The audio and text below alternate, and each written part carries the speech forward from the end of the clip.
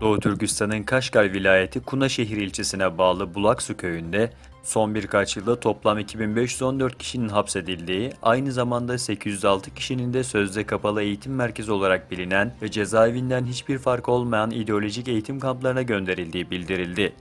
Gurbette olan eski köy sakinlerinin bilgilerine göre köyde fazla erkek kalmadığından iş gücü sıkıntısı yaşanıyor. İşgal altındaki Doğu Türkistan'da Çinli eski emniyet müdürü yardımcısının 42,28 milyon yuan rüşvet aldığı, aynı zamanda bu üst düzey yetkilinin 49,78 milyon yuanın kaynağını açıklayamadığı bildirildi.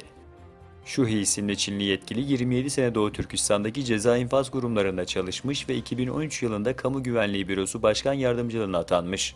Halbuki şu an itibariyle Doğu Türkistan'da milyonlarca Uygur cezaevindedir. Çin'in baskı ve zulümleri de giderek artmaktadır.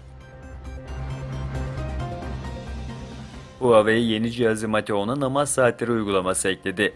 Ancak bu özellik Çin sosyal medyasında eleştirilerin hedefi oldu.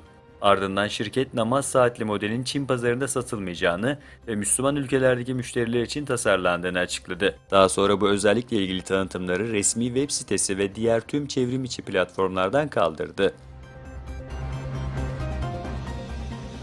Çin'in Arakan planında Müslümanların topraklarına dönüşü yok.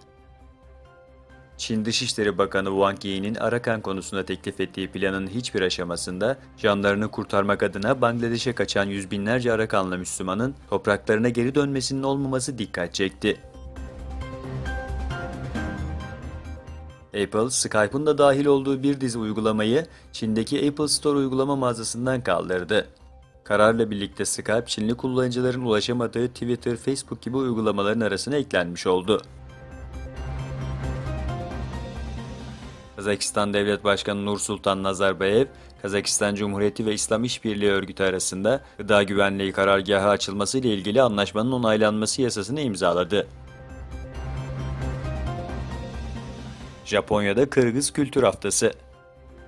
Japonya'nın başkenti Tokyo'da Kırgız Kültür Haftası düzenleniyor.